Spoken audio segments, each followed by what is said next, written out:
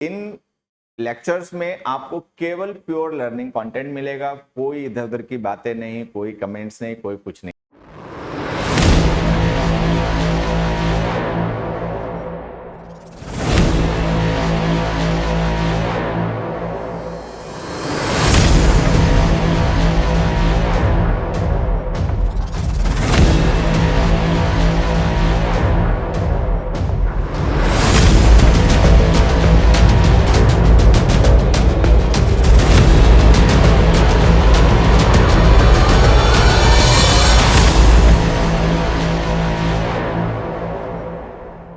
Hello dear learners, अगर आप SSC exam जैसे कि सीजीएल, सीपीओ, सीएचएसएल, एमटीएस की तैयारी कर रहे हैं और इंग्लिश में और अच्छी अपनी तैयारी करना चाहते हैं, बेहतर करना चाहते हैं इंग्लिश में अपने स्कोर को, उसके लिए आपको चिंता है।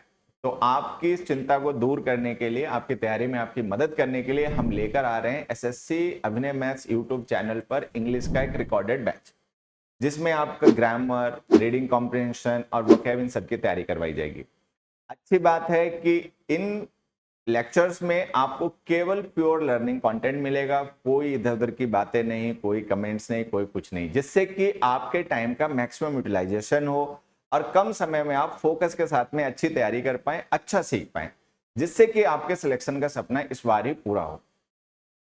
तो ये क्लासेस आपको मिलेंगी रोज सुबह 9 बजे। तो हमसे जुड़ना ना भूलें, एसएससी अभिनय मैथ्स यूट्यूब चैनल पर रोज सुबह 9 बजे। अच्छी तैयारी करें, अच्छा सीखें और अपने सपनों को पूरा करें। All the best dear learners. Good morning dear learners, कैसे हैं सभी? कैसी चल रही सबकी तैयारी? चलिए, आज हम लोग बच्चों डिस्कस करेंगे कुछ वोकैब के प्रैक्टिस क्वेश्चंस, और अच्छे क्वेश्चंस हैं। और ऐसा है कि ये जो आज हम क्वेश्चंस डिस्कस करेंगे, ये पहले बहुत बार के पेपर्स में पूछे भी जा चुके हैं। आप देखेंगे तो पिछले बहुत से क्वेश्चन पेपर्स रहेंगे जिनमें इस तरीके के वर्ड्स का यूज हुआ है। सबसे पहले देखिए, select the incorrectly spelled word. यहां पर आपको दो ग्रुप ऑफ वर्ड्स दिए गए हैं और दोनों ग्रुप ऑफ वर्ड्स में, ये मान लो ग्रुप ए हो गया और ये ग्रुप नहीं, ये दो ग्रुप ऑफ वर्ड्स दिए गए हैं। ये मान लीजिए ग्रुप 1 हो गया और ये ग्रुप 2 हो गया। दोनों ग्रुप में 4 वर्ड्स हैं और 4 में से एक वर्ड जो है वो इनकरेक्ट है। ठीक है, जो इनकरेक्ट है उसको हम कैसे, मतलब हमें उसको आइडेंटिफाई करना है, सभी लोग बताएं। चलिए, तो यहां पर हमारे पास बच्चों दो ग्रुप ऑफ वर्ड्स हैं। एक ये है ग्रुप 1, ठीक है, और ये है group 2। In group of words में 4 वर्ड्स दिए गए हैं हर एक ग्रुप में, और उन 4 में से कोई एक वर्ड ऐसा है जिसकी स्पेलिंग गलत है, मिस स्पेल्ट है वो। ठीक है, जो मिस स्पेल्ट है उसको हमें बताना है वो कौन सा है और उसकी स्पेलिंग कैसे सही होगी। ठीक, चलो देखो, सबसे पहला वर्ड जो हमारा है, सबसे पहला ग्रुप जो है, अक्विंटेंस, एशेडेंस, क्लेयरवॉयंस, काउंटेनेंस। ठीक है, तो इनमें अगर हम देखें, गलत वर्ड जो है वो है ये क्लेयरवॉयंस। ये वर्ड गलत है, इसकी स्पेलिंग गलत है। इसकी सही स्पेलिंग होती है CLAIRVOYANCE, क्लेयरवॉयंस। ठीक, अब जरा हम इसका ना मतलब भी समझ लेते हैं कि भाई इस वर्ड का मतलब क्या है। ठीक है, तो देखो, कोई बच्चा जानता है क्लेयरवॉयंस का मतलब क्या होता है? क्या कोई बच्चा ये जानता है क्लेयरवॉयंस का मतलब क्या होता है? नहीं, चलो मैं बताता हूं। इसको आप सेकेंड सेंस कहते हो। जैसे हमारे जो सेंस ऑर्गन्स होते हैं, आईज है, ईयर है, स्किन है, स्मेल है, ये सबके कॉमन होते हैं। लेकिन जैसे आप देखते हो सुपर नेचुरल एक्टिविटीज होती हैं, कोई स्पिरिट है, मान लो कोई आत्मा है, ठीक है, इस तरीके की कोई चीज हमारे आसपास एटमॉस्फेयर में, हमारे आसपास एनवायरनमेंट में, ठीक है, तो अगर कोई पर्सन उसको सेंस कर ले, ठीक है, तो उसको कहते हैं क्लेयरवॉयंट पर्सन। तो क्लेयरवॉयंट वो पर्सन होता है, उसके बारे में ये भी कहा जाता है कि a clairvoyant person can interact with the dead people, he can interact with spirits. Clairvoyant वो पर्सन होता है जो कि मृत लोगों से, ठीक है, या फिर मतलब जो स्पिरिट से इंटरैक्ट कर लेता है, कम्युनिकेट कर सकता है। ठीक है, तो उसका सेंस अलग लेवल पर ही होता है, तो उसको कहते हैं क्लेयरवॉयंट। और ऐसा कर पाने की क्षमता को, ऐसा कर पाने के स्किल को क्लेयरवॉयंस कहते हैं। तो क्लेयरवॉयंस स्किल या एबिलिटी हो गई, ठीक है, और क्लेयरवॉयंट वो पर्सन हो गया। फिल्मों वगैरह में आपने अक्सर देखा होगा, जो जादू टोने की फिल्में होती हैं उनमें आपने देखा होगा कि कोई एक पर्सन होता है, ठीक है, वो आत्माओं से बात कर लेता है, क्या करने तू आई है यहाँ पे, छोड़ दे इस शरीर को, ऐसे ऐसे। तो वो पर्सन क्लेयरवॉयंट होता है। एक आपने नाम सुना होगा, वीजा बोर्ड। किसी ने ये नाम सुना आज से पहले जिंदगी में? एक मैं यहाँ पे वर्ड लिख रहा हूं, कोई भी बच्चा बताए, किसी ने ये नाम सुना पहले, आज से पहले जिंदगी में? OUIJA board. बोर्ड की तो स्पेलिंग पता ही है, OUIJABOARD। वीजा बोर्ड वैसे बोलते, प्रोनाउंसिएशन होता है वीजा बोर्ड।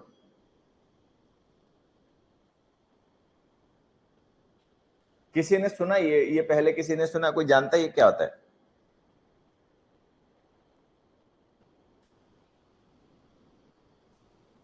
बहुत सी मूवीज हैं, हॉरर मूवीज जो हैं हॉलीवुड की, बहुत सी हॉरर मूवीज हैं, इसमें आपने इसका यूज देखा होगा, वीजा बोर्ड। एक बोर्ड सा होता है, उस पर लेटर्स वगैरह, निशान वगैरह लगे होते हैं, ठीक है। हाँ, गेम नहीं होता है, गेम वेम नहीं होता ये होता है स्पिरिट्स को मतलब बुलाने का एक टेक्निक होती है, ठीक है। हाँ, स्पिरिट्स के साथ में इंटरेक्ट किया जाता है। तो स्पिरिट जो होते हैं ना, उसके ऊपर जो पॉइंट्स रखे होते हैं या जो कॉइन्स रखे होते हैं, ठीक है, उनको मूव करके स्पिरिट्स जो होती हैं, आत्माएं जो हमारे आसपास होती हैं, वो हमारे साथ कम्युनिकेट करती हैं, उसको कहते हैं वीजा बोर्ड। तो क्लेयरवॉयंस का मतलब लगभग आपको समझ में आ गया होगा इतने रेफरेंस देने के बाद में, ठीक है। तो क्लेयरवॉयंस का मीनिंग हमें क्लियर हो गया। अच्छा, उसके बाद में एक्विंटेंस। एक्विंटेंस का मतलब जान परिचय हो गया, इसका भी मीनिंग सबको क्लियर है। काउंटिनेंस का मतलब होता है face and facial expression, face and या फिर फेशियल एक्सप्रेशंस। कोई पर्सन है, उसके फेस की शेप या उसके फेशियल एक्सप्रेशंस को उसका काउंटिनेंस कहते हैं, एक मीनिंग। और एक काउंटिनेंस का मतलब और भी होता है। काउंटिनेंस का एक मतलब होता है to agree, to give consent. ये जो मैं मीनिंग बता रहा हूं, ये भी ध्यान देना, ये काम आएंगे। मान लो यही वर्ड कहीं फिल इन द ब्लैंक्स में आ गया, कहीं कॉमन एरर में आ गया, कहीं आपका क्लोज टेस्ट में आ गया, तो आप उसका यूज कर पाओगे। तो जो काउंटिनेंस वर्ड है, ये किसी पर्सन के फेस की शेप को, ठीक है, और उसके फेशियल एक्सप्रेशंस को, उस पर्सन का काउंटिनेंस कहा जाता है, ठीक है। साथ ही साथ में काउंटिनेंस वर्ड जो मतलब होता है, इसका मतलब होता है टू गिव कंसेंट, सहमति देना, ठीक है, ये भी हो गया। असेंडेंस का मतलब होता है हायर पोजीशन। असेंड का मतलब ऊपर होता है ना, तो असेंडेंस का मतलब होता है अप पोजीशन ऑफ सुपीरियरिटी, कि आप किसी से सुपीरियर हैं, आप किसी से हायर पोजीशन पर हैं, तो आपकी जो पोजीशन है वो है असेंडेंस, असेंडेंस ओवर समथिंग, ठीक। तो जो मीनिंग बता रहा हूं ये भी ध्यान रखेंगे सारे लोग, ठीक है। उसके बाद में नेक्स्ट ग्रुप में आ जाते हैं। अब ये जो नेक्स्ट ग्रुप है, इसमें भी दो वर्ड्स ऐसे, मतलब चार वर्ड्स है ना, चार में से एक वर्ड ऐसा है जिसकी स्पेलिंग गलत है। हमें ये पता लगाना है कि भाई वो वर्ड कौन सा है जिसकी स्पेलिंग गलत है, ठीक है। तो देखो, इसमें जो कॉन्कॉमिटेंट है ना, कॉन्कॉमिटेंट है, इसकी स्पेलिंग गलत है। इसकी सही स्पेलिंग होती है CONCOMITANT। मतलब आप समझ गए होंगे, ये जो डबल टी लिखा होता है वो डबल नहीं, वो सिंगल होता है, ठीक है। CONCOMITANT, डबल टी नहीं होता है, कॉन्कॉमिटेंट। अब कोई सोचेगा कॉन्कॉमिटेंट का मतलब क्या होता है? कॉन्कॉमिटेंट का मतलब होता है साइमल्टेनियस, कुछ ऐसा जो साथ ही साथ एक के साथ दूसरा होता है।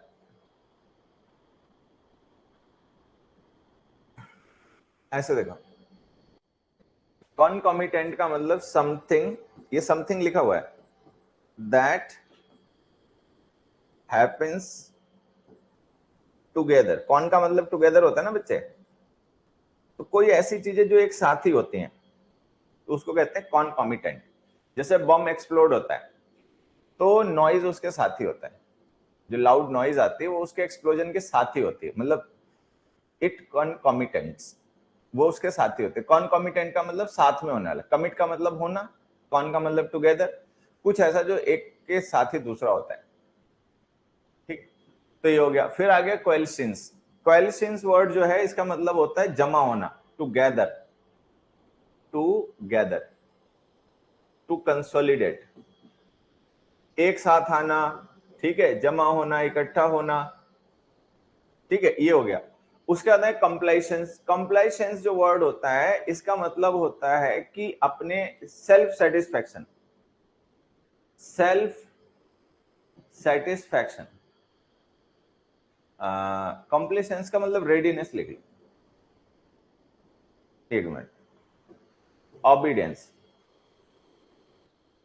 कोई पर्सन आपसे जैसा कहेगा, जैसा बताएगा करने के लिए, आप कंप्लाइंट हो। आप कंप्लाइंट का मतलब आप रेडी हो वैसा करने के लिए, ठीक है, तो उसको कहते हैं कंप्लाइसेंस। फिर आ गया कमिश्रेट। कमिश्रेट एक डिपार्टमेंट होता है, a department in army, in the army,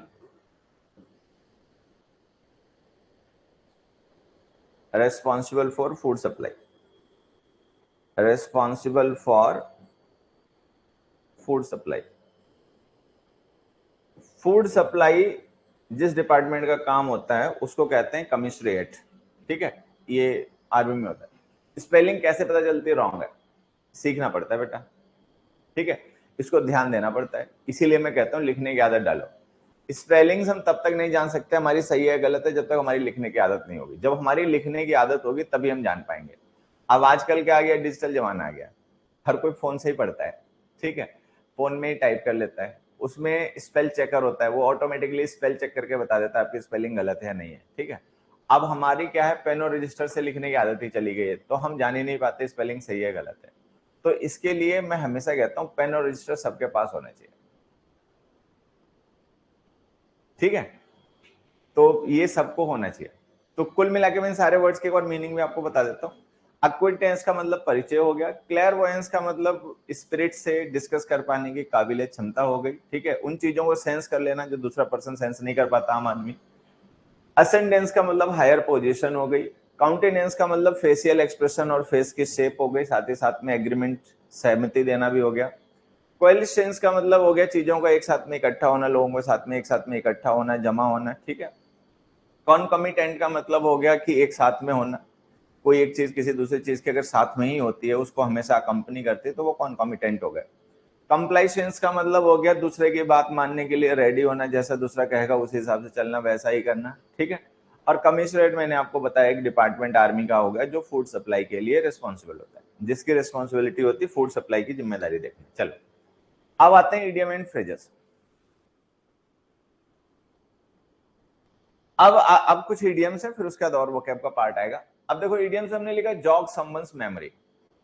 jog word होता है ना, वैसे देखो इडियम में ऐसी टेक्निक नहीं करनी चाहिए, इडियम्स तो एक तरीके से याद ही कर लेने चाहिए, आसान होते हैं, लेकिन फिर भी कोई वर्ड ऐसा इडियम में हो जिससे आप रिलेट कर सकते हो तो रिलेट कर लेना चाहिए। जॉग का मतलब होता है नैक करना, नज करना, ठीक है। जैसे कोई पर्सन है जा रहा है और हमने उसके हाथ में धीरे से हाथ लगा दिया, उसका फोन गिर पड़ा, तो ये हमने जो किया नहीं, जॉग करना है। बाकी जॉगिंग भी होती है, सुबह लोग जॉगिंग पे जाते हैं, जॉगर्स, ठीक। तो यहाँ पे जो हमने जॉग समवंस मेमोरी लिखा ना कि किसी की मेमोरी को जॉग करना, मतलब उसकी मेमोरी को हिट करना, ठीक। किसी पर्सन की याददाश्त को हिट करना, हिट करने का मतलब है कि उसको कोई पुरानी बात याद दिलाना, उसकी याददाश्त में कोई चीज लाना, कोई बात उसके मतलब याद में लाना जो पहले हो चुकी हो। तो जॉग समवंस मेमोरी का मतलब होता है to cause someone to remember something, कुछ ऐसा करना जिससे किसी पर्सन को कोई पुरानी बात याद आ जाए। तो ये हो गया जॉग समवंस मेमोरी का मीनिंग, ये ध्यान रखेंगे सारे लोग। अगले में आ जाओ, to be in the red. ये बहुत कॉमन इडियम है और हर एक बच्चा इसका मतलब जानता होगा, मैं ऐसा मान कर चल रहा हूं। चलो आंसर बताओ, to be in the red क्या मतलब इसका होगा? To be in the red जो हमारा इडियम है बच्चे, इसका क्या मतलब होगा, सभी लोग बताएं। To be in the red, to be in the red का मतलब होता है बच्चे टू बी इन डेट, कर्ज में होना, नुकसान उठाना। जैसे कोई पर्सन है, कोई बिजनेस कर रहा है, तो उसके बिजनेस में जो उसकी अर्निंग है, जो उसका रेवेन्यू जनरेशन है, अगर उसके खर्चे उससे ज्यादा हैं तो हम कहेंगे he is in the red, he is in the red. He is in the red का मतलब है कि ये घाटे में, नुकसान में, फाइनेंशियल लॉस होना, ठीक। अब एक चीज देखो, जैसे तुम में से जो भी लोग थोड़ा बहुत ध्यान देते होंगे शेयर मार्केट वगैरह में, जैसे कोई शेयर होता है वो अच्छा कर रहा होता है, ठीक है, तो उसका आपने देखा होगा कि उसको ग्रीन कलर में दिखाया जाता है, ठीक है। और कोई शेयर ऐसा होता है जो नीचे जा रहा होता है, जिसकी वैल्यू घट रही होती है, तो वो रेड में दिखाया जाता है, ठीक। To be in the red का मतलब हो गया टू बी इन डेट, घाटे में होना, नुकसान उठाना, फाइनेंशियल लॉस उठाना, ठीक है। अब जैसे किसी बच्चे ने कहा कि इसका मतलब टू बी एंग्री होता है, तो मैं बताता हूं वो idiom to be in the red नहीं होता बेवकूफ, वो होता है to see the red. To be very angry जो होता है ये होता है टू सी रेड, वो इडियम ये होता है। अच्छा एक दो और देखो, जैसे हमने लिखा to be in black, to be in red, ठीक है, टू बी इन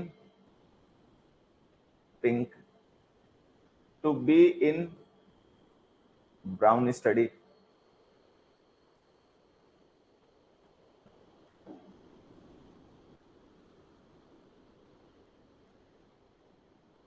अब जैसे देखो ये कुछ इडियम्स हैं,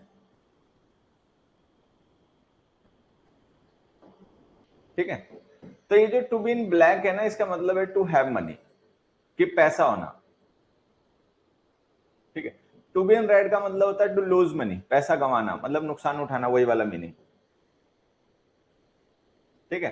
टू बी इन पिंक का मतलब होता है to be healthy and cheerful, to be healthy and cheerful, cheerful होना, मस्त होना, ठीक है। To be in brown study का मतलब होता है to be lost in, to be lost in deep thoughts, गहरे विचारों में खोया हुआ होना, ठीक है। To be lost in deep thoughts, गहरे विचारों में खोया हुआ होना। एक और देखो, to burn one's fingers, to burn one's fingers, ये भी एक इडियम होता है, टू बर्न वंस फिंगर्स। कोई बच्चा इसका मतलब बताएगा? To suffer financially, to be in the red का जैसे ही मतलब इसका मतलब होता है टू सफर फाइनेंशियली, मतलब किसी चीज में नुकसान उठाना, घाटा सहना, टू बर्न वंस फिंगर्स, ठीक है। ये इनके मतलब ध्यान रखें। तो चीजों को ना बारीकी के साथ पढ़ा करो, ध्यान के साथ पढ़ा करो, लिख के पढ़ा करो, कोशिश करो। कोई भी नया वर्ड, कोई नया इडियम, कोई नया वन वर्ड सब्स्टिट्यूशन पढ़ रहे हो तो कोशिश करो कि उसको लिख कर, अंडरलाइन कर कर पढ़ो, जिससे वो दिमाग में भी जाए। ऐसा ना हो कि खाली सरसरे देख के आगे बढ़ गए। अगला देखो, टू फुट द बिल, ये कॉमन इडियम है, इस पर ज्यादा हमें दिमाग नहीं लगाना। बिल से आप सीधा समझ लो पेमेंट करना। फुट द बिल का मतलब हो गया बिल की पेमेंट करना, ठीक है। चाहे अपने लिए आपने कुछ लिया उसके लिए पेमेंट करना, चाहे किसी और ने कुछ खरीदा लेकिन आप उसकी पेमेंट करा, तो फुट द मतलब टू फुट द बिल का मतलब होता है to make payment for something, to pay for something, ये रहा, ठीक है, ध्यान रखना। अगले पे आ जाओ, कैश 22। कैश 22 काफी कॉमन एक इडियम होता है। अब इसको ना आप ऐसे एग्जांपल से समझना कि कैच 22 क्या होता है, इसका एग्जैक्ट मतलब समझना। पहले तो एक बार सभी लोग आंसर बताओ अपने आप। ये जो कैच 22 हमने लिखा है ना बच्चे, सारे बच्चे एक बार इसका आंसर अपने आप बताओ। देखो, एक कोई पर्सन है, वो जॉब के लिए कहीं इंटरव्यू देने गया, तो जहां वो जॉब के लिए इंटरव्यू देने गया वहां उससे किसी ने कहा कि भाई हम उसी को जॉब देंगे जिसको एक्सपीरियंस है। अब सोचने वाली बात देखो, अगर किसी को जॉब नहीं मिलेगी तो एक्सपीरियंस कहां से होगा? और अगर केवल जॉब उन्हीं लोगों को मिलेगी जिनको एक्सपीरियंस है, तब तो ये सिचुएशन टेढ़ी हो गई ना।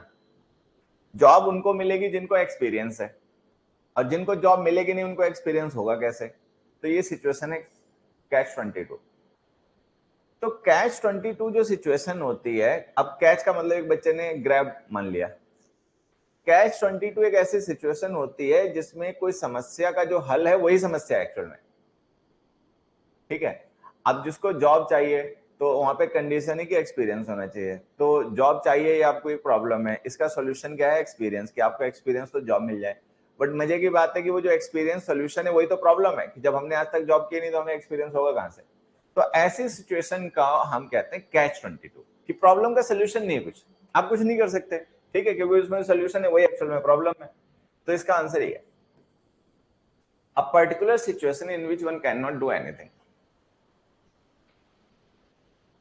कैच 22, ठीक है, there is a catch in it. आपने अक्सर लोगों को सुना होगा इंग्लिश में डायलॉग मारते हुए कि मैं तो सफल हो जाता, मैं तो वो काम कर लेता, बट एक कैच है, there is a catch.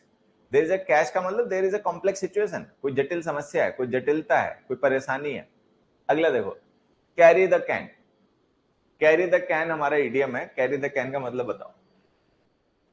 To listen to something with considerable doubt, to be impatient, to be in touch, to take the responsibility of others, misdemeanor। misdemeanor का मतलब mistakes, गलतियां, misdeeds।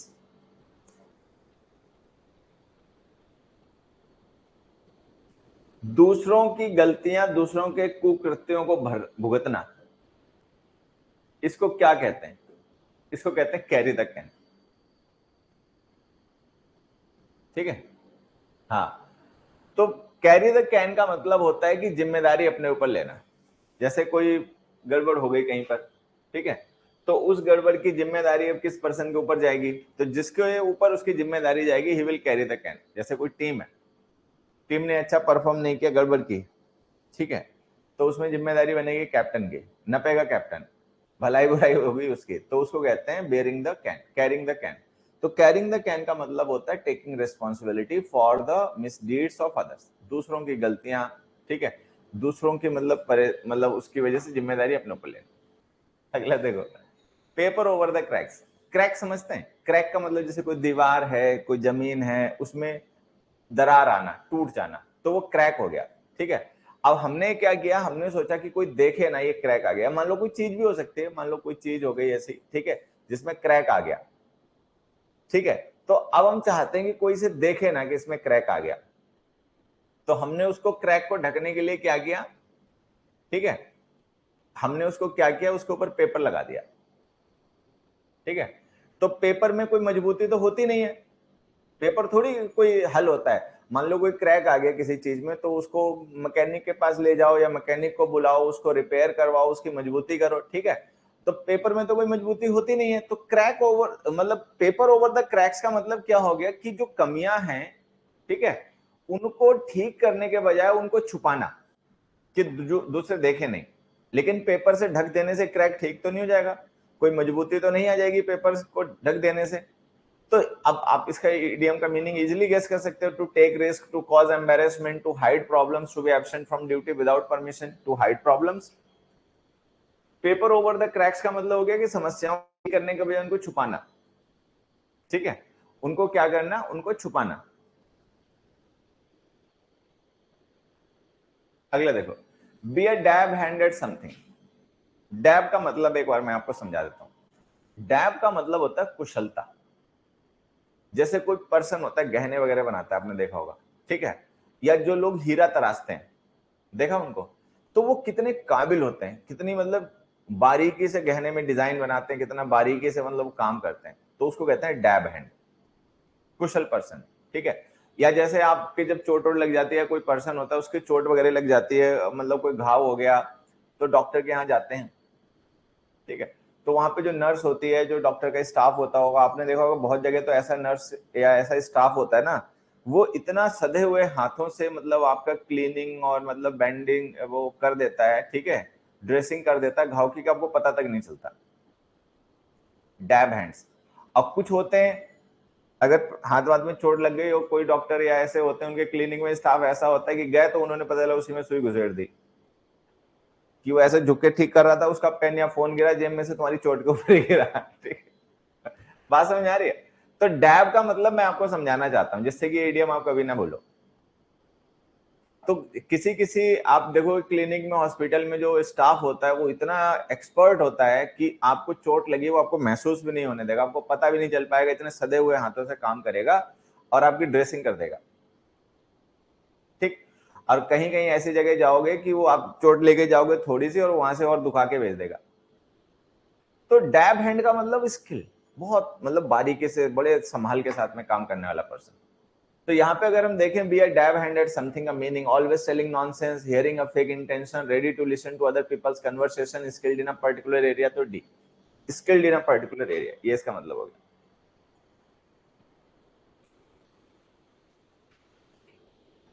अगला देखिए, अगला हमने लिखा गेट क्रैकिंग। ये इडियम है गेट क्रैकिंग। तो क्रैकिंग का मतलब चालू होना, जैसे आग वगैरह लगती है ना लकड़ी में तो आवाज आती है, क्रैकिंग की आवाज आती है, ठीक है। तो गेट क्रैकिंग का मतलब होता है कुछ शुरू करना, स्टार्ट करना, मतलब काम करना शुरू करना। To delay, to destroy, to waste time, to start doing something, ये आंसर। गेट क्रैकिंग का मतलब शुरू करना, मतलब क्रैक करना शुरू होना, ठीक है। जैसे इसको किसी भी सिचुएशन से आप इमेजिन कर सकते हो, एक्चुअली इसका ओरिजिन क्या होगा वो मुझे भी नहीं पता है, ठीक है। लेकिन जो इस इडियम में वर्ड्स यूज हो रहे हैं, अगर हम उन वर्ड्स से रिलेट करके देखें, जैसे मान लो कोई डायनासोर का एग है, कोई अंडा है, मुर्गी का अंडा मान लो, डायनासोर का मान लो, किसी का भी, तो अगर क्रैक करना शुरू कर दे, गेट क्रैकिंग का मतलब उसमें क्रैक आना शुरू हो जाए, तो उसका मतलब काम शुरू, ठीक है। तो ये हो गया गेट क्रैकिंग। अगला देखो, अब आ गया इडियम से, हेयर्स ब्रेथ। हेयर ब्रेथ का मतलब बाल वाल बचना। आप सबने इंग्लिश में इडियम पढ़ा होगा क्लोज शेव, इसका मतलब होता है नैरो एस्केप, होता है। अब लगभग एग्जैक्ट तो नहीं, लेकिन लगभग लगभग ऐसे कुछ मीनिंग इसका भी होता है हेयर बर्ड्स। हेयर बर्ड्स का मतलब बहुत बारीक डिफरेंस, बहुत बारीक मार्जिन, ठीक है। किसी चीज में बहुत कम अंतर होना, जैसे बाल के खाल टाइप का, ठीक है। तो अगर कोई सिचुएशन है उसमें अंतर या मार्जिन बहुत कम है, ठीक है, बिल्कुल नजदीक से, तो उसको हम कहते हैं हेयर ब्रेथ। हेयर की ब्रेथ कितनी होती है सबको पता होगा, हेयर की कितनी होती है मोटाई, ठीक। तो telling about the smallest possible amount degree of something, यही होता है इसका, ठीक है। स्मॉलेस्ट पॉसिबल डिग्री अमाउंट के बारे में बताते हैं तो हम उसे कहते हैं by hair's breath. He escaped the accident by a hair's breath, कि वो एक्सीडेंट से बच गया बिल्कुल बहुत बारीक, मतलब मिलीमीटर के डिफरेंस से, ठीक है। नेक्स्ट भाई, कम हेल और हाई वाटर। हाई वाटर का मतलब बाढ़, हेल का मतलब नर्क, ठीक है। कम हेल और हाई वाटर, इस फ्रेज का यूज हम तब करते हैं जब हमें बताना हो कि सिचुएशन जो चाहे हो हमारे एक सिचुएशन के रेडी है, जो चाहे हो जाए, आसमान टूट पड़े, but we are hell bent on something, ठीक है। तो कम हेल और हाई वाटर का मतलब होता है कि whatever the situation be, जो चाहे सिचुएशन हो जाए, चाहे पूरी दुनिया हमारे खिलाफ चली जाए, लेकिन अब हमें तो ये करना है तो करना है, ठीक। तो कम हेल और हाई वाटर का मीनिंग इनमें से बताओ। No matter what, feeling ill, possible obstacle on one's path, something good and useful, नहीं, no matter what. No matter what का मतलब जो चाहे, कोई फर्क नहीं पड़ता, नो मैटर, कोई फर्क नहीं पड़ता क्या। चलो, क्रेसेंडो, इसका मीनिंग बताना है, ठीक है, सिनोनिम बताना है। देखो ऊपर लिखा ना सिनोनिम, तो क्रिसेंडो वर्ड का हमें सिनोनिम बताना है। अब जो बच्चे जानते हैं ठीक है, जो नहीं जानते मैं उन्हें बता देता हूं। ये एक क्रेसेंडो वर्ड जो है ना, ये ग्रीक वर्ब एक हुआ करती थी क्रेशियर, उससे आया है। उसका मतलब इंक्रीज होना होता है, मतलब उसका मतलब होता है इंक्रीज, ठीक है। और एक इंग्लिश में एक, अगर मुझे सही से याद हो,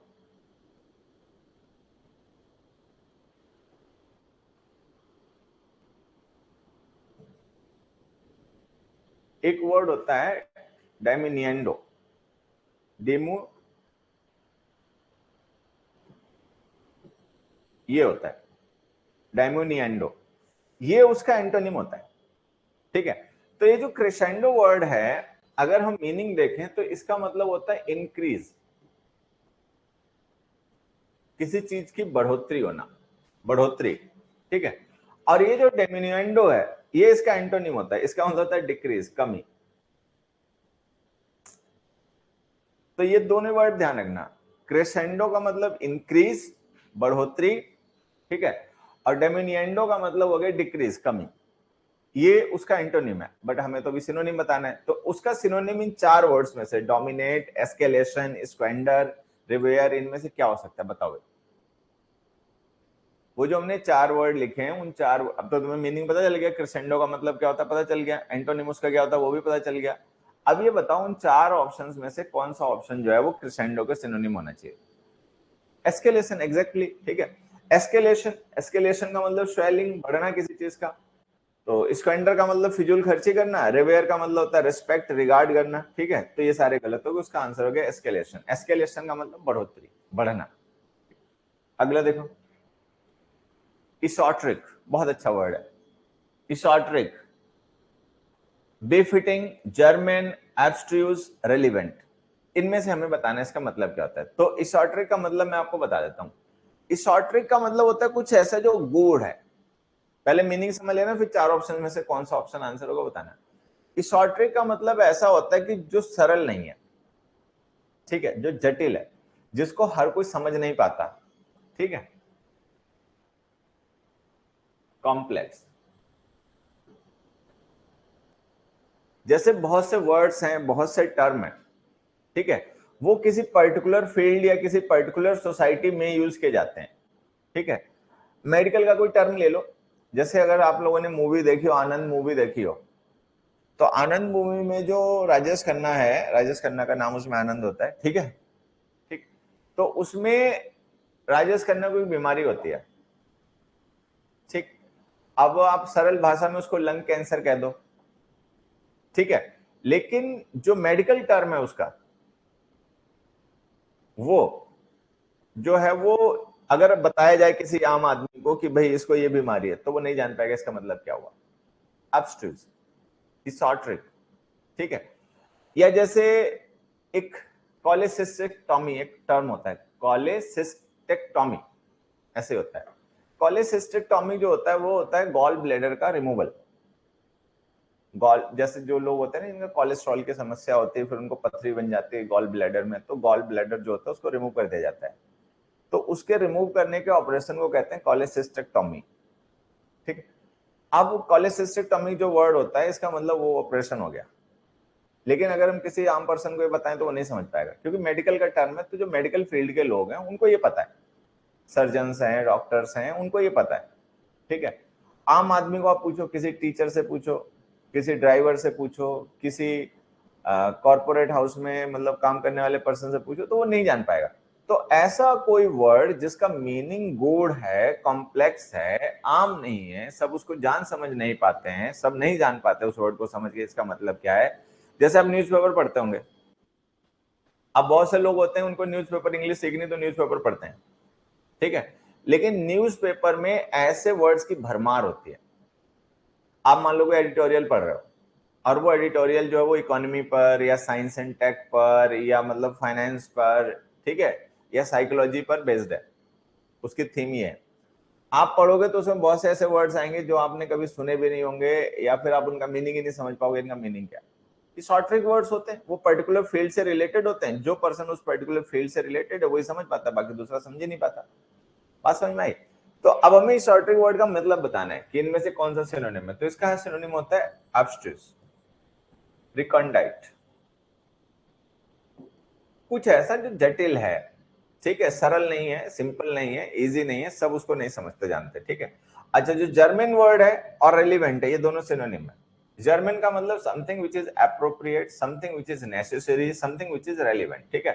अब बेफिटिंग का मतलब भी कहने कहीं पे यही होता है। बेफिटिंग का मतलब which is suitable for somebody, which is suitable for somebody, कुछ ऐसा जो किसी पर्सन के लिए सुटेबल है, मतलब उसके लिए एकदम ठीक। एक मिनट,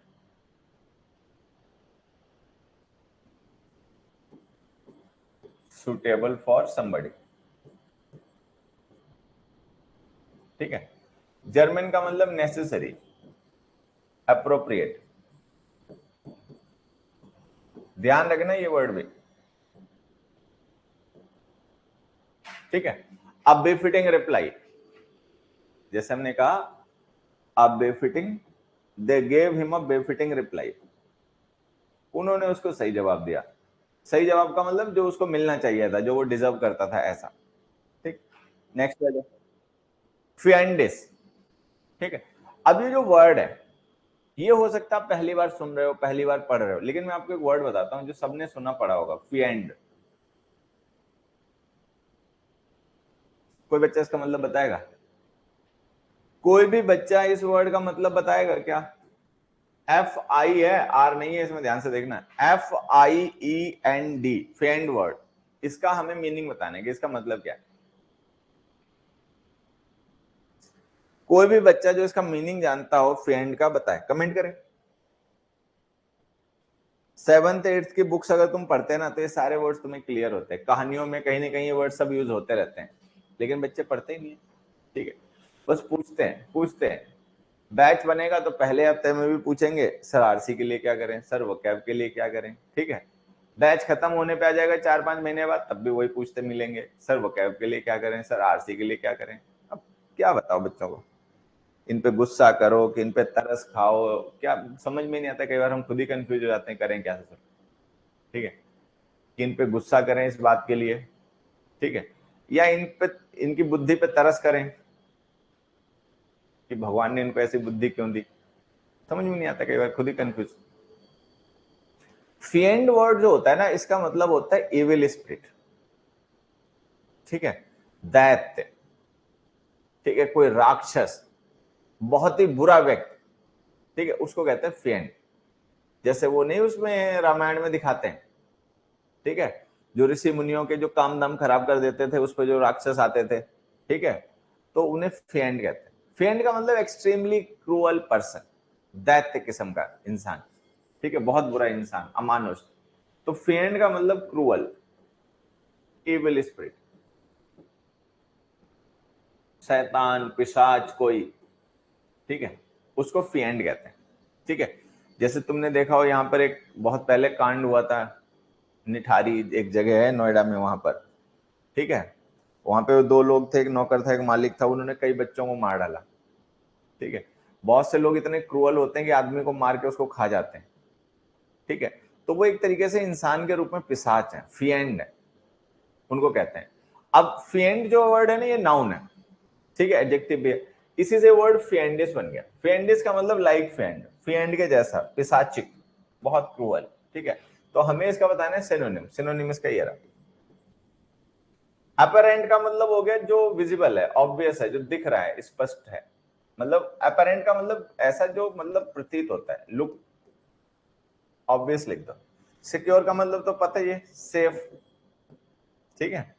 एग्जाम्पलीफाई का मतलब होता है to be example of something, किसी चीज का एग्जाम्पल होना उसका। चल नेक्स्ट में जाओ। अब बताने एंटोनिम, ध्यान देना, एंटोनिम लिखा हुआ, अब एंटोनिम्स बताने। पहला वर्ड है स्विंडल, एक वर्ड होता है स्विंडलर, ठीक है।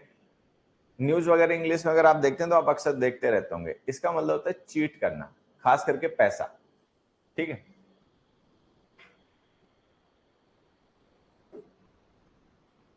लोग होते हैं, लोगों को बेवकूफ बनाते हैं कि तुम्हारा पैसा डबल कर देंगे, हेरा फेरी मूवी में 21 दिन में पैसा डबल हो जाएगा, ठीक है। तुम हमें पैसे दो, हम तुम्हारी सरकारी नौकरी लगवा देंगे, तुम ये पैसा दो, हम तुम्हारा ये करवा देंगे, वो करवा देंगे। तो स्विंडल करना मतलब होता है पैसा ठगना, बेईमानी करना, ठीक है। अब हमें इसका अगर सिनोनिम बताना होता तो हम बता देते ड्यूप। ड्यूप का मतलब भी यही होता है, चीट करना, ठीक है।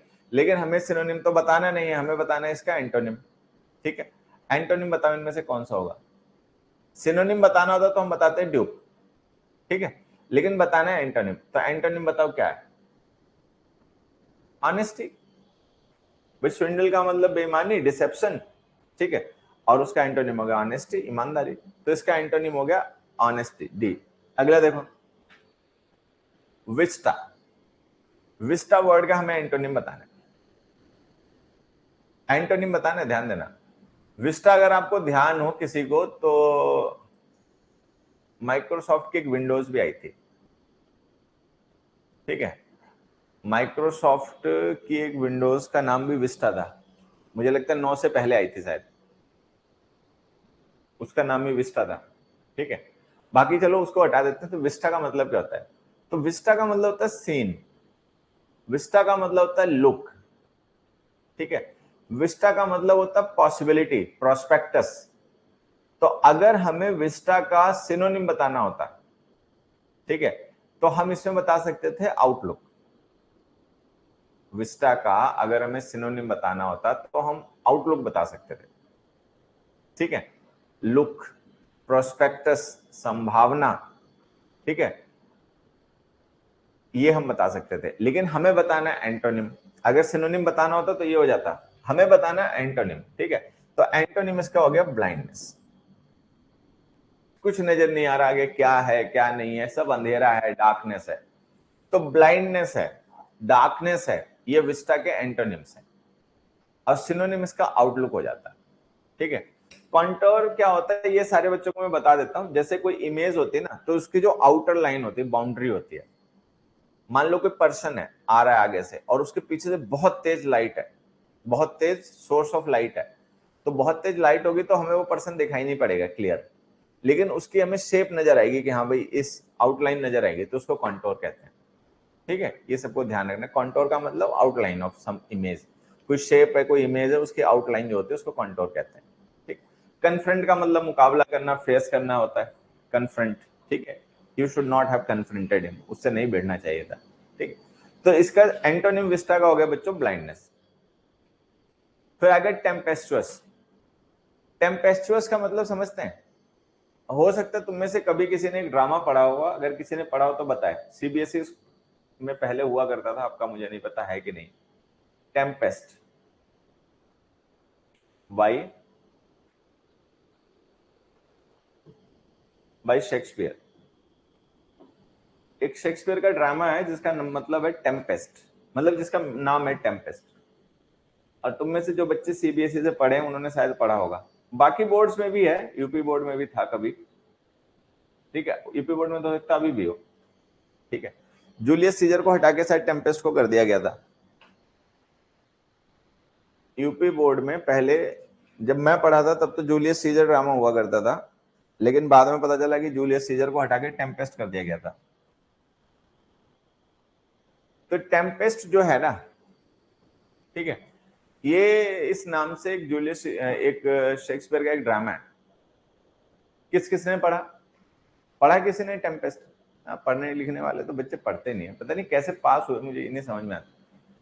पढ़ा नहीं तुमने, लिखा नहीं तुमने, तो तुम पास हुए कैसे? किसी ने नहीं पढ़ा टेम्पेस्ट? बड़ी अजीब बात है भाई। चलो, टेम्पेस्ट अगर तुमने पढ़ा होता तो तुम ये जानते रहते कि टेम्पेस्ट का मतलब स्टॉर्म होता है। स्टॉर्म, तूफान। ठीक है, तेज हवाएं, बहुत तेज शोर। ठीक है, उसको टेम्पेस्ट कहते हैं। ठीक है, और टेम्पेस्चुअस जो वर्ड होता है वो टेम्पेस्ट नाउन है, ये उसी की एडजेक्टिव फॉर्म है टेम्पेस्चुअस, और इसका मतलब होता है स्टॉर्मी। इसका मतलब होता है स्टॉर्मी। ठीक है, हमें बताना है इसका एंटोनिम। हमें क्या बताना है इसका? हमें बताना है इसका एंटोनिम। तो इसका एंटोनिम हो गया काम। काम, सीरीन, क्वाइट।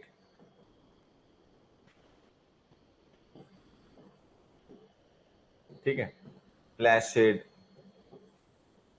ये तो कुल मिला के ये जो हमारा वर्ड टेम्पेस्चुअस है, इसका एंटोनिम अगर हम देखेंगे तो इसका एंटोनिम हो जाएगा काम। ठीक है, ये इसका मतलब हो जाएगा। अगला देखो, वन वर्ड सब्स्टिट्यूट्स। अब हमें बताने हैं वन वर्ड सब्स्टिट्यूट्स। कुछ वर्ड्स आएंगे, ठीक है, हर एक स्लाइड पे 2 क्वेश्चंस हैं। हमें वन वर्ड सब्स्टिट्यूशंस बताने हैं। कई ऑप्शन होंगे, उनमें से जो सही ऑप्शन है वो हमें बताना है। Killer of profit. ठीक है, प्रॉफिट का किलर उसे क्या कहेंगे? मैट्रिसाइड कहेंगे, पेट्रिसाइड कहेंगे, वेटिसाइड कहेंगे, सोरोरिसाइड कहेंगे। ठीक है, अब देखो, ये ऐसे क्वेश्चन है कि इसमें मान लो अगर आपको ना भी पता हो कि क्या कहेंगे, लेकिन जो बाकी ऑप्शन है उनको देख के जान जाओगे। अब जैसे हमें पता है मैट्रिसाइड जो होता है वो होता है किलिंग ऑफ मदर। पैट्रिसाइड होता है father,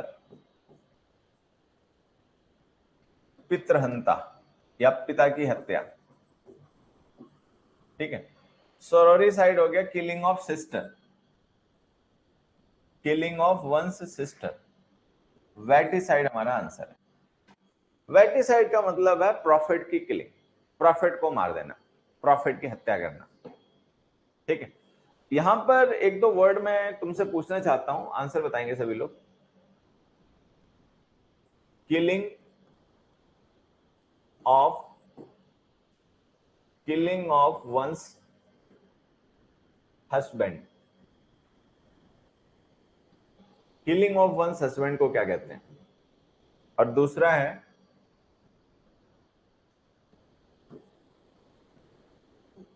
killing of one's parents.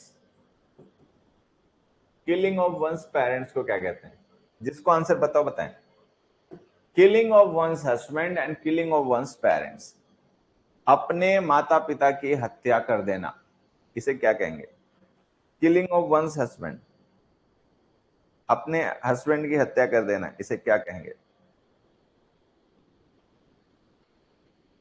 चल, किलिंग ऑफ वंस पेरेंट्स जो होता है ना, वो होता है पैरिसाइड। सारे बच्चे ध्यान रखेंगे, PARRICIDE, पैरिसाइड।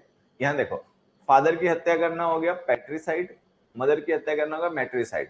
ठीक है, अब अगर हमें कहना पेरेंट्स की हत्या कर देना, माता पिता दोनों की, दोनों में से किसी की भी हत्या कर देना, ठीक है, तो हम उसे कहते हैं पैरिसाइड। ठीक है, अब आ गया killing of one's husband, husband की हत्या कर देना, वो था मैरिटिसाइड, MARITICIDE। मैरिटिसाइड का मतलब बेसिकली होता है किलिंग वंस स्पाउस, ठीक है, अपने स्पाउस की हत्या कर देना।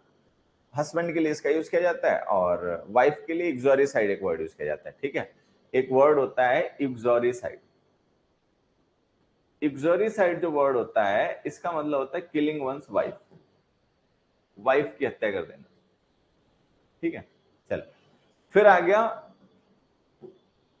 ये तो सबने पढ़े होंगे, अपना रिवीजन कर लिया करो। ठीक है, मैरिटिसाइड, एग्जैक्टली बच्चे, हाँ मैरिटिसाइड ही कहते हैं। फिर आ गया a person who preserves skin of animals, एक ऐसा पर्सन जो कि एनिमल्स की स्किन को प्रिजर्व करता है, मतलब जिसका काम होता है डेड एनिमल्स की स्किन को प्रिजर्व करना। जैसे आपको पता है कि जो डेड एनिमल्स होते हैं उनकी स्किन से बहुत सी यूजफुल प्रोडक्ट्स बनाए जाते हैं, लेदर आइटम्स ज्यादातर। ठीक है, तो ऐसा तो होता नहीं कि वो जो डेड एनिमल है आप उसकी स्किन को निकाल के तुरंत यूज कर सकते हो। ठीक है, ऐसे तो वो डिकम्पोज हो जाएगी, तो उसको ना प्रोसेस के थ्रू उसको प्रिजर्व किया जाता है। ठीक, तो उसको क्या कहते हैं? टैक्सीडर्मिस्ट, एग्जैक्टली, उसको कहते हैं हम टैक्सीडर्मिस्ट। टैक्सीडर्मी प्रोसेस होती है preserving skin of dead animals, dead animals की स्किन को प्रिजर्व करने की प्रोसेस को टैक्सीडर्मी कहते हैं, और जो पर्सन ऐसा करता है उसे टैक्सीडर्मिस्ट कहते हैं। ठीक है, बाइलोक्विस्ट होता है दो बोलने वाला पर्सन, दो भाषाएं बोलने वाला पर्सन। ठीक है, फिलोलॉजिस्ट होता है स्टडी करने वाला, जो प्राचीन लेख हैं, पुरानी किताबें हैं, साहित्य हैं, उनका अध्ययन करने वाला फिलोलॉजिस्ट होता है। ऑक्यूलिस्ट होता है आंखों का डॉक्टर, एक वर्ड होता है इंग्लिश में ऑफ्थाल्मोलॉजिस्ट, ऐसे कुछ होता है।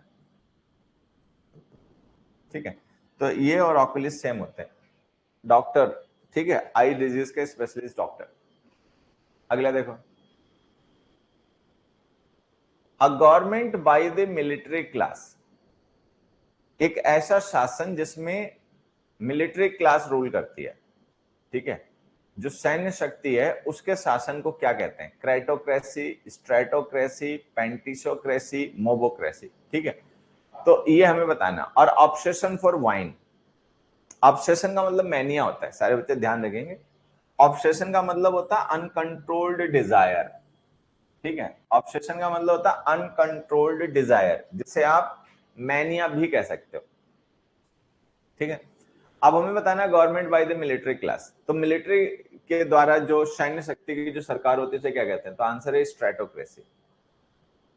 आंसर है इसका बच्चे स्ट्रेटोक्रेसी।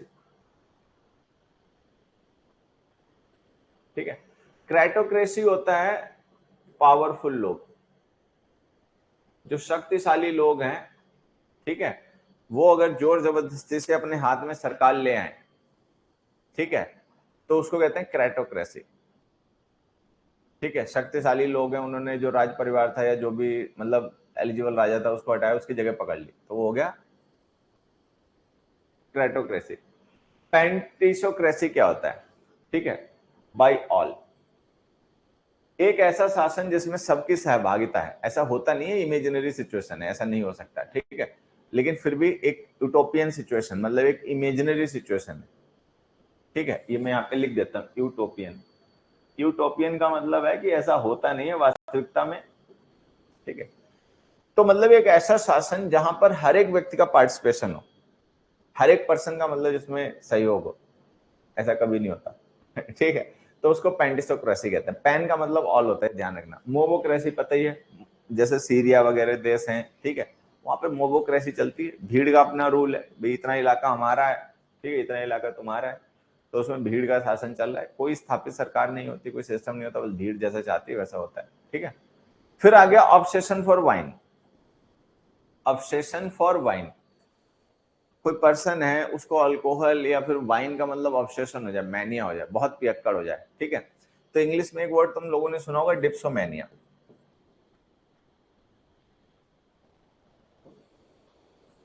ठीक है, ये सुना होगा। डिप्सोमैनिया का मतलब भी यही होता है जो हम यहाँ पे बताएंगे।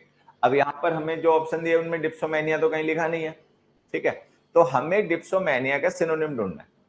डिप्सोमैनिया का मतलब एक ऐसा पर्सन जो बहुत ज्यादा पीता है, ठीक है, जो मतलब बहुत अल्कोहलिक है। तो अब देखो एथनोमैनिया में आपको बताता हूँ, एथनो का मतलब होता है रेस, कोई पर्सन जो अपनी जाति को लेकर बहुत ज्यादा कट्टर होता है, ठीक है। ईगोमैनिया होता है ईगोटिस्टिक पर्सन, तो बस अपनी ही सोचता रहता है हमेशा, इसके अलावा कुछ सोच नहीं पाता, ठीक है। आइडलोमैनिया हो गया मतलब जो मूर्ति, इमेजेस, आइडल का मतलब होता है इमेज, ठीक है। इमेजेस को लेकर जिसमें क्रेज होता है, मतलब बहुत मूर्ति पूजा वगैरह करता है या मूर्तियां इकट्ठा करता रहता है वो। और हमारा जो आंसर है ऑब्सेशन फॉर वाइन, वो हो गया इनोमैनिया, इनोमैनिया, OENOMANIA, ठीक है। आइडलो, देखो तुम में से ज्यादातर बच्चे जानते होंगे वर्ड होता है आइडल, IDOL, आइडल। आइडल का मतलब इमेज होता है, ठीक है, ध्यान रखना। तो आंसर है बी। अगला देखो, अ पर्सन्स लास्ट परफॉर्मेंस, मान लो कोई सिंगर है, कोई डांसर है, कोई आर्टिस्ट है, तो उसकी जो लास्ट परफॉर्मेंस है, अंतिम परफॉर्मेंस है, उसको हम क्या कहेंगे? प्रोग्नोसिस, एलिजी, मेमोयर, स्वान सॉन्ग, क्या कहेंगे? तो आंसर उसको हम कहते हैं पर्सन का स्वान सॉन्ग, ठीक है। देखो प्रोग्नोसिस जो होता है होता है फॉरकास्ट, ठीक है। मेमोयर हो गया मेमोरी, मेमोयर का मतलब कोई मेमोरी हो गया। एलिजी का मतलब हो गया सैड सॉन्ग, तो आंसर हो गया स्वान सॉन्ग। एक इंग्लिश में बहुत अच्छी मूवी भी है नताली पोर्टमैन की, अगर आप हॉलीवुड मूवीज वगैरह कोई देखते होंगे और जानते होंगे नताली पोर्टमैन कौन है, ठीक है। जो नहीं समझ पा रहे मैं उन्हें बता देता हूं, ठीक है। थॉर मूवी में जो एक्ट्रेस है अगेंस्ट थॉर, क्या नाम है उसका, कैरेक्टर नेम तो मुझे याद नहीं आ रहा, असली नाम तो नताली पोर्टमैन ही है।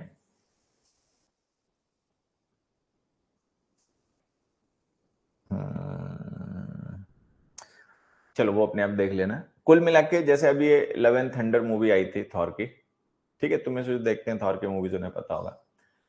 तो हाँ जेन, ठीक है। तो जो थॉर के अगेंस्ट एक्ट्रेस होती है, ठीक है, जेन फॉस्टर, तो वो जो एक्ट्रेस जिसने जेन फॉस्टर का रोल किया है वो नताली पोर्टमैन है, उसका मतलब असली नाम है नताली पोर्टमैन, ठीक है। और जो एक मूवी है मैं बता रहा हूं इंग्लिश में, वो मूवी है स्वान सॉन्ग। जिन लोगों को मतलब आर्ट देखना पसंद है, जो ये समझते हैं कि मूवी का मतलब केवल हंसी मजाक, ठीक है, डांस गाने, ये नहीं होता है। मूवी एक आर्ट है।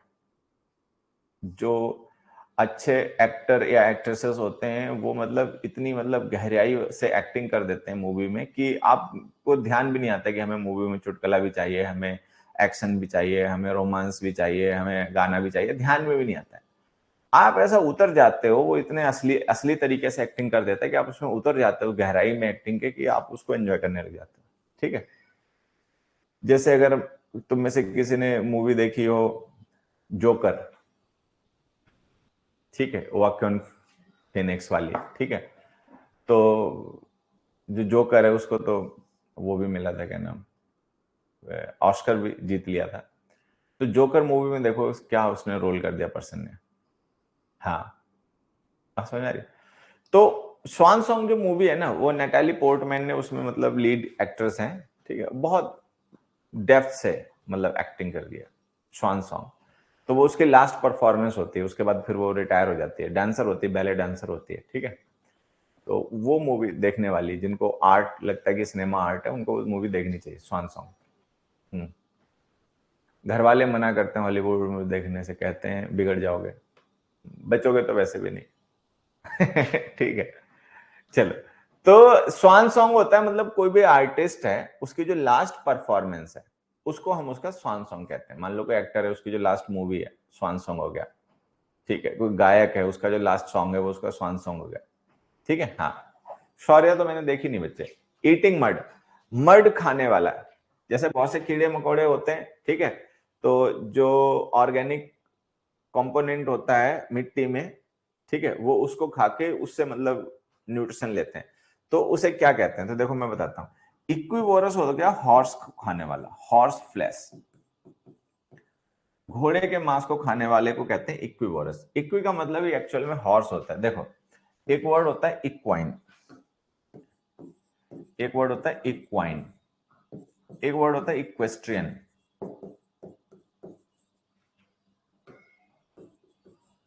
ठीक है, तो इक्वाइन का मतलब होता है related to horses, related to horses, ठीक है। और इक्वेस्ट्रियन का मतलब होता है, इक्वेस्ट्रियन का मतलब होता है expert horse rider, an expert horse rider, ठीक है। तो इक्वाइन हो गया हॉर्स का फ्लैश खाने वाला, मतलब घोड़े का मांस खाने वाला, ठीक है। अच्छा, उसके बाद में आ गया कैल्सीवोरस। कैल्सीवोरस हो गया लाइमस्टोन खाने वाला, लाइमस्टोन। ऐसे कीड़े मकोड़े, ऐसे जीव जंतु जो कि लाइमस्टोन को चाट के जिंदा रहते हैं, उसे कैल्सीवोरस कहते हैं। फ्रक्टिवोरस जो होता है वो तो पता चल गया, फ्रक्ट का मतलब फ्रूट होता है, फ्रक्टोज पाया जाता है ना फ्रूट्स में। तो जैसे बहुत से पक्षी होते हैं वो फ्रूट खाते हैं, फ्रूट खा के जिंदा रहते हैं। लिमिवोरस हमारा आंसर हो गया, ईटिंग मड, ठीक है। अगला देखिए, किलिंग ऑफ बर्ड्स, पक्षियों की हत्या करना, killing of birds. Black swan है, अच्छा ब्लैक स्वान है, सही कहा सुरेंद्र कुमार ने, उसका नाम है ब्लैक स्वान, और उसकी लास्ट परफॉर्मेंस होती है स्वान सॉन्ग होता है, लेकिन मूवी का नाम ब्लैक स्वान है, स्वान का ही उसका मतलब कैरेक्टर भी दिया है। हाँ, एविसाइड, मतलब इतनी देर में तुमने सर्च भी कर लिया IMDb पे, बढ़िया, बहुत देश तरक्की कर रहा है। किलिंग ऑफ बर्ड्स, बर्ड्स का मतलब समझ रहे हैं, ठीक है। हर्बिसाइड हो गया किलिंग ऑफ हर्ब्स, हर्ब समझते हैं क्या होता है? हर्ब पेड़ पौधे, औषधि, ठीक है, प्लांट्स। तो ये तो हो गया किलिंग ऑफ हर्ब्स, पेड़ पौधे नहीं। वल्पिसाइड हो गया किलिंग ऑफ फॉक्सेस, फॉक्सेस की हत्या करना। हर्बिसाइड हो गया किलिंग ऑफ हर्ब्स, प्लांट्स, ठीक है। मैट्रिसाइड अभी हमने पढ़ा था, मदर की हत्या करना। एविसाइड हो गया किलिंग ऑफ बर्ड्स, पक्षियों की हत्या। अच्छा, इससे रिलेटेड एक वर्ड होता है, आप सबने पढ़ा होगा, एवियरी। एवियरी वो प्लेस होता है, place where birds are kept, जहां पर बर्ड्स को रखा जाता है, पाला जाता है, उसको एवियरी कहते हैं, AVIARY, ठीक है। तो एवियरी से एविसाइड को आप रिलेट कर सकते हो, ठीक है। फिर एक वर्ड होता है एपियरी, कोई बच्चा इसका मतलब बताएगा ये क्या होता है, ये कौन सी जगह होती है? जैसे एवियरी एक प्लेस हो गया जहां पर पक्षियों को पाला जाता है, रखा जाता है, ठीक है, उसको एवियरी कहते हैं। फिर एक इसी से मिलता जुलता वर्ड होता है एपियरी, APIARY। कोई बच्चा इसका मतलब बताए ये क्या होता है? कोई भी बताए। बीज, मधुमक्खी, ठीक है। बी का मतलब तो मक्खी होता है, हनी बीज, जहां मधुमक्खियों को पाला जाता है उस जगह को कहा जाता है एपियरी, ठीक है। बी का मतलब तो मक्खी होता है, घरेलू मक्खी होती है, हाउस फ्लाई होती है, इसको नहीं रखा जाता ना, मधुमक्खियां, हनी बीज, ठीक है। अच्छी बात है, सबको पता था। अगला जाओ, लव फॉर डॉग्स, ठीक है। डॉग्स के लिए मतलब बहुत से लोग होते हैं डॉग्स के लिए स्पेशल, उन्हें मतलब स्नेह होता है बड़ा, उनकी मतलब अच्छी दोस्ती होती है कुत्तों से, ठीक है। सॉफ्ट कॉर्नर रखते हैं डॉग्स के लिए, तो उसे क्या कहते हैं? लव फॉर डॉग्स, ठीक है। तो देखो साइनोफाइल जो होता है वो चाइना, ठीक है, या चाइनीज थिंग्स, जो चाइना है या जो चाइनीज थिंग्स हैं, जिसे बड़ा उनसे लगाव होता है, चाइना की हिस्ट्री हो गई, चाइना का कल्चर हो गया, चाइना के लोग हो गए, तो जिन्हें उनसे प्यार होता है वो साइनोफाइल हो गया। जूफिलिया तो हो गया एनिमल्स, एनिमल से प्यार करने वाला, ठीक है। पेडोफिलिया हो गया किड्स, बच्चे, चिल्ड्रन, नेगेटिव वर्ड होता है थोड़ा ये, ठीक है। कैनोफिलिया हमारा आंसर हो गया। कैनो का मतलब डॉग्स होता है। तो अगला है लैक ऑफ सिविक माइंडेडनेस और ऑफ पैट्रियटिज्म। मान लो कोई पर्सन ऐसा है जिसके अंदर सिविक माइंडेडनेस नहीं है, ठीक है, भाई गवर्नमेंट कहती है देश को साफ रखो, सुरक्षित रखो, गंदगी मत फैलाओ, ठीक है, पब्लिक प्रॉपर्टी आपकी प्रॉपर्टी है, इसको नुकसान मत पहुंचाओ, बट बहुत से लोग होते हैं उन्हें शऊर नहीं होता, उनमें सिविक माइंडेडनेस होती नहीं है, गंदगी फैला रहे हैं, ठीक है, तोड़ फोड़ मचा रहे हैं। अभी देखो फ्रांस में कैसे नाश मार रखा है, ठीक है, उनके अंदर पैट्रियटिज्म नहीं है, देशभक्ति की कोई भावना नहीं है, देश को लेकर उनके अंदर कोई मतलब भावना नहीं है, ठीक है, जो भरा नहीं है भावों से बहती जिसमें रसधार नहीं, वह हृदय नहीं है पत्थर है जिसमें स्वदेश का प्यार नहीं। देश प्रेम है ही नहीं, देश को लेकर कोई सेंस ऑफ रिस्पॉन्सिबिलिटी नहीं है, देश को लेकर कोई मतलब उनके अंदर भावनाएं नहीं है। तो इसको क्या कहें, इसको लैक ऑफ सिविक माइंडेडनेस और लैक ऑफ पैट्रियटिज्म, इसे क्या कहें? ठीक है, बताओ आंसर। आइक्नोमेसी, शैग, इनसिविसिज्म या क्लर्जी? आंसर है सिविल से आप रिलेट कर लो सीधा, सिविक से रिलेट कर लो, इनसिविज्म। इनसिविज्म का मतलब हो गया lack of patriotism, lack of civic mindedness, ठीक है। क्लर्जी होते हैं प्रीस्ट क्लास, जिन लोगों का काम होता है कि धर्म के मामले देखना, ठीक है। उसके बाद आ गया शैग। शैग का मतलब हो गया कोई ढेर, जैसे कोई कूड़ा करकट वगैरह उसका ढेर है, या जैसे बालों का गुच्छा वगैरह, उसको भी शैग कहते हैं, ठीक है। और आइकनोक्लेमेसी का मतलब हो गया, आइकनोक्लास्ट एक वर्ड होता है, आप उससे इसे रिलेट कर सकते हो। आइकनोक्लास्ट एक वर्ड होता है मूर्ति भंजक, जो मूर्तियां वगैरह होती हैं, इमेजेस होती हैं, जो उनको तोड़ दे, मतलब जो दकियानूसी ना हो, रूढ़िवादिता को जो मतलब ना फॉलो करे, ठीक है, जो सेटअप रूल्स हैं सोसाइटी के उनसे हटके चलने वाला आइकोनोक्लास्ट होता है। तो आइकोनोमेसी वो स्टेट हो गई, ठीक है। उसके बाद है स्टडी ऑफ स्नैक्स, ये हमने पिछली क्लास में भी डिस्कस किया था, अगर आपको ध्यान रहा हो। ऑफियोलॉजी, ठीक है, ophiology is the study of snakes. Philology is the study of knowledge. Phrenology is the study of human head, human head, human head की स्टडी करना। वैसे बहुत से लोग मानते हैं कि किसी पर्सन के हेड की स्टडी करके हम उसके कैरेक्टर के बारे में बता सकते हैं, तो इसको कहते हैं फ्रेनोलॉजी। फ्रेनोलॉजी एक इस तरीके की स्टडी हो गई कि किसी पर्सन के हेड की स्टडी करके, उसकी बनावट, उसके आकार, उसके साइज की स्टडी करके उसके कैरेक्टर के बारे में जानकारी देना, ये फ्रेनोलॉजी हो गया। हाँ, हेड स्केल लिख सकते हो स्केल, ठीक है। यूरोलॉजी, यूरेटरी सिस्टम जो हो गया आपका, उसकी स्टडी, ठीक है। तो स्टडी ऑफ स्नैक्स हो गया ऑफियोलॉजी। एक मैंने जब ये वर्ड आपके साथ डिस्कस किया होगा ऑफियोलॉजी लास्ट टाइम, तो एक वर्ड और भी डिस्कस किया होगा, अगर तुम लोगों को ध्यान रहेगा, हर्पिटोलॉजी। हर्पिटोलॉजी, ये भी ध्यान रखना, इंपॉर्टेंट वर्ड है। Study of reptiles, study of नहीं लिख रहा हूं, केवल रेप्टाइल्स लिख रहा हूं हिंट के लिए, आगे अपना ध्यान रखना। तो herpetology is the study of reptiles. फिर आ गया प्रेफरिंग और अट्रैक्टेड टू सनलाइट, कुछ ऐसा जो मतलब सनलाइट की तरफ अट्रैक्टेड होता है। जैसे अपने यहाँ सूरजमुखी का फूल होता है ना, तो कहा जाता है सूरजमुखी जो होता है वो उसका फूल सूर्य की डायरेक्शन में रहता है। या बहुत से जीव जंतु ऐसे होते हैं जो धूप सेकना पसंद करते हैं, धूप में रहते हैं, धूप उन्हें पसंद होती है, ठीक है। तो उसे क्या कहते हैं? तो आंसर है, उसे कहते हैं हीलियोफिलस। हीलियोफिलस, हीलियो का मतलब ही सन होता है, हीलियो का मतलब ही सन होता है, सारे बच्चे ध्यान रखेंगे। पुराना वर्ड है, ग्रीक वर्ड है हीलियो, हीलियो का मतलब सन होता है। तुम में से जिन लोगों ने थोड़ी हिस्ट्री वगैरह पढ़ी है, जो साइंस के स्टूडेंट्स रहे होंगे, उन्हें पता होगा कि पहली थ्योरी जो थी वो थी हीलियोसेंट्रिक।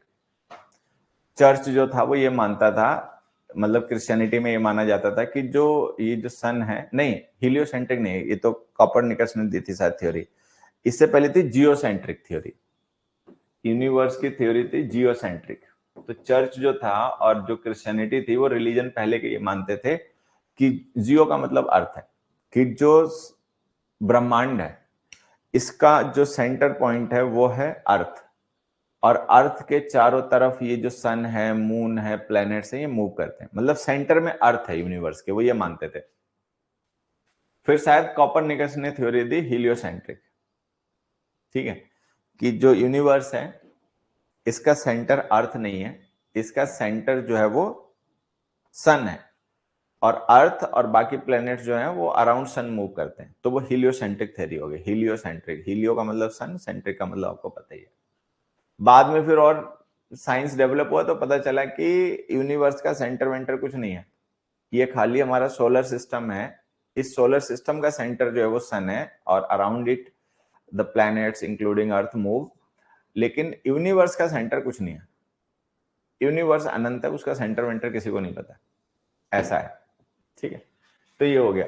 होम्योफाइल हो गया मतलब इंसान को प्यार करने वाला, अपने आप देख लेना। टोपोफिलिया हो गया मतलब एनवायरनमेंट, कोई पर्सन जिस एनवायरनमेंट में रहता है, अगर उस एनवायरनमेंट से उसको लगाव हो जाए। बहुत से लोग होते हैं ना गांव से शहर नहीं जाना पसंद करते हैं, बड़े बूढ़े होते हैं, उनको शहर लेकर आओ, वो शहर में रुकते नहीं है, उनको अपने गांव वाले माहौल से इतना प्यार हो गया, तो वो टोपोफिलियक हो गया। लिथोफिलियस होता है पहाड़ी चट्टान, पहाड़ों पर रहने वाले लोग होते हैं, वहां को उनको वहां के स्टोन से, वहां के पहाड़ों से इतना लगाव हो जाता है कि वो कहीं और नहीं जाना चाहते, तो वो लिथोफिलियस हो गए। लिथो का मतलब पहाड़ होता है। म्यूचुअल डिस्कोर्स, डिस्कोर्स का मतलब संवाद होता है, डिस्कोर्स का मतलब वार्तालाप होता है, ठीक है, बातचीत, तो इसको कहते हैं कॉलोक्यू। कॉ का मतलब टुगेदर होता है, कॉ का मतलब टुगेदर होता है, लॉक्यू का मतलब बातचीत होता है, ठीक है, तो इसको कहते हैं कॉलोक्यू। सॉलिलॉक्यू होता है talking to oneself, talking to oneself. Monologue, talking to oneself, अपने से ही बात करना, मतलब अपने थॉट्स को, अपने आइडियाज को एक्सप्रेस करना है। ड्रामाज मूवीज वगैरह में आपने देखा होगा। ऑब्लिक्यू होता है कंडेमनेशन, पब्लिक कंडेमनेशन। ऑब्लिक्यू होता है पब्लिक कंडेमनेशन, ठीक है। इलोक्वेंस होता है ग्लिब, एक्सपर्टीज, ठीक है, अच्छा बोलने की कला, वो इलोक्वेंस हो गया, वाक्पटुता। तो आज के लिए बस इतना ही, बाकी सारी बातें कल करते हैं, तब तक के लिए खूब पढ़ो, खूब बढ़ो, बाय बाय, थैंक यू।